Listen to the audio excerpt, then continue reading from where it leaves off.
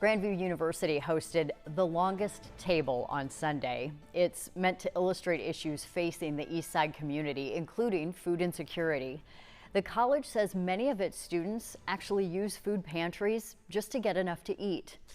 Also yesterday, the U.S. Department of Agriculture announced that it is terminating what's known as household food security reports, essentially the study of hunger in our country. So joining me to discuss the change is Tammy Nielsen. She's the president and CEO at the Food Bank of Iowa. Thanks for being with us. Thank you.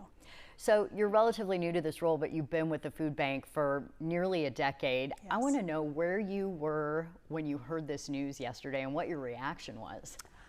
Well, I was at home on a Sunday. You know, I was going to go to the longest table, which I did that afternoon, but I was home on Sunday and I read that information. And it was just very shocking to me because it's been a report that's been in place for 3 decades, extracted the same way, the same data. And so you have that apples to apples year over year comparative so that you can watch for trends and, you know, see what's happening with hunger and food insecurity across our country. And so to have that data not be available any longer, or to not count those who are facing food insecurity, feels like they don't count. And that's counterintuitive to what we believe at Food Bank of Iowa. I think what I read in the statement that was released from the Food Bank yesterday is that, but then also, hunger will not go away. These people will not go away. No. In fact, we're seeing larger numbers month over month, year over year, really since April of 22, when those federal poverty relief programs reverted back to pre-COVID distributions. We really saw an uptick in our distribution and what our partners were distributing to neighbors in need. And we've continued to see that now 3.5 years running with really no end in sight. And so we know those numbers are going to continue to climb, and we know that we need to do more and serve more. And it's, you know, really difficult to not have that recognized at a federal level. That report is one piece that really determines the effectiveness of federal programs. And so without that report, and with so many changes happening and on the horizon, that data piece is really important and will just no longer be available. Okay, I want to read directly from the release that came from the USDA because to me, it feels as if it sets the tone for this whole thing. And I think we've put this into a full screen so people can also see this for themselves.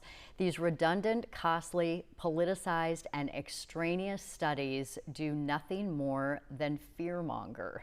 And then it goes on to say it's a means to support the increase of SNAP eligibility and benefit allotments that failed to represent anything more than subjective liberal fodder. Did you see this from Yes. the USDA? Yes.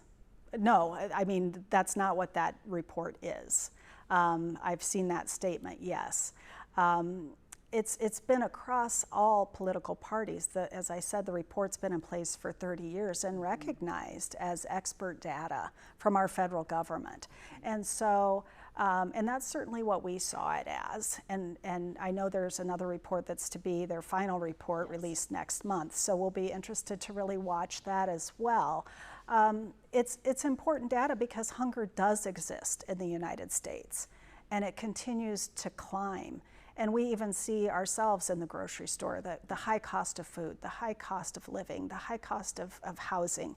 And so folks are out there suffering. And so we come from a place of compassion and a place of conviction. And that data piece, not counting those who are food insecure, does not make it so that they go away or that hunger has been solved. I want to read another quote. Again, this is straight from the USDA in the news release that was sent out about this yesterday. It reads, "Trends in the prevalence of food insecurity have remained virtually unchanged, regardless of an over 87% increase in SNAP spending between 2019 and 2023. So again, this is something that is at odds with what you've seen as someone who's boots on the ground in this sphere. Correct. As I said, we see month over month where the food distribution and the need continues to grow. The number of people being served continues to grow. I know that's not just an Iowa problem. It's not just a Des Moines problem. We serve 55 counties, and all of our counties are seeing that increase in food insecurity and folks visiting, and many for the first time, utilizing the charitable food system. That's true across the country. And so we know, because we are doing the work, that food insecurity exists, and it exists at an increasingly alarming rate. Okay, Tammy Nielsen, President and CEO with the Food Bank of Iowa. We could talk for a lot longer about this and many other topics connected to your work, but we appreciate it. Thank you. And we'll be right back.